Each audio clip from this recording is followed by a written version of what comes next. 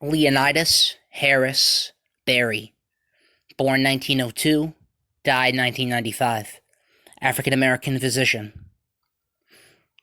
As a leading physician and educator, Leonidas Harris Berry was an active force in the Chicago area medical community for more than 40 years. The first African American internist at Cook County Hospital and the first black doctor at Michael Reese Hospital and Medical Center, Berry was an inspiration to minority medical students throughout his long career. In 1955, Berry invented the gastro-bioscope. The gastro In 1955, Berry invented the gastro-bioscope, a first-of-its-kind instrument for exploring the digestive tract, now part of the medical collection at the Smithsonian Institution. In 1993, a scholarship fund was established at Rush Medical College in Berry's name. Berry was born on July 20th, 1902, in Woodsdale, North Carolina, to Llewellyn and Beulah Ann Harris Berry. He received a B.S. degree from Wilberforce University in Ohio in 1924. At the University of Chicago, he earned a second B.S. in 1925 and an M.D. in 1930. The University of Illinois awarded him an M.S. in pathology in 1933.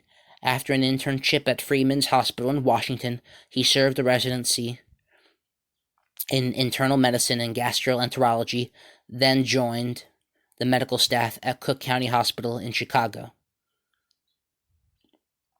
Following his residency, he joined the medical staff of Providence Hospital in 1935, founded a division of gastroenterology, and served 34 years as its chairperson.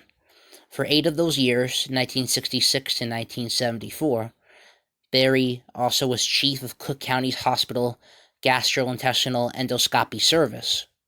He taught at the University of Illinois Medical School from 1950 to 1957, then at the Cook County Graduate School of Medicine until 1967. In 1955, he invented the direct vision gastro-bioscope, the first instrument for viewing the inside of the digestive tract. Known for his long involvement in medical and civic affairs, from the local to the international level, Berry organized and coordinated clinics for medical counseling on narcotics for the Illinois Department of Health, helped found the Council on Medical Careers, served as chairperson on the Health Committee for the Chicago Commission on Human Relations, and organized Flying Black Medics in Chicago and Cairo, Illinois. At the national level, he served from 1966 to 1968 on the U.S. Department of Health, Education, and Welfare's first National Advisory Council on regional medical programs in heart disease, cancer, and stroke. Sponsored by the U.S. Department of State, he traveled to East Africa, West Africa, Japan, Korea, the Philippines, and France as a foreign cultural exchange lecturer in 1965, 1966, and 1970. Berry also served as senior author and editor of the textbook Gastrointestinal Endoscopy, published in 1974, and contributed various articles to medical publications and books. He conducted research on racial, sociological, and pathological aspects of tuberculosis, on gastroscopy techniques, gastrobioscopy instrumentation, therapy for chronic gastritis, and peptic ulcer, gastric cancer, and narcotic rehabilitation. In 1977, he was the recipient of the Rudolph Schindler Award.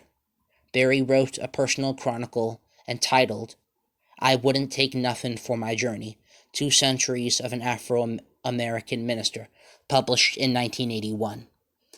In 1937, Berry married Ophelia Flanagan Harrison, with whom he had a daughter, Judith Berry Griffin. After the marriage ended, he wed Emma Ford Willis in 1959. For his energy, dedication, and achievement in the medical profession, Berry received 2 honorary doctorate degrees and many other awards and honors. Chief among these are the first Clinical Achievement Award from the American College of Gastroenterology, Professional Achievement and Distinguished Service Awards from the Cook County Physicians Association, and the Marshall Bynum Service Award from the Chicago branch of the NAACP. The Leonidas Berry Society for Digestive Diseases was organized in his honor in 1983. In 1993, graduates and members of the staff of Rush Medical College established a fund in Berry's name to provide scholarships to promising minority students and kicked off a fund-raising campaign on the occasion of his 91st birthday. Berry died on December 4th, 1995, at his home in Chicago. Citations and sources for this audio are in the description.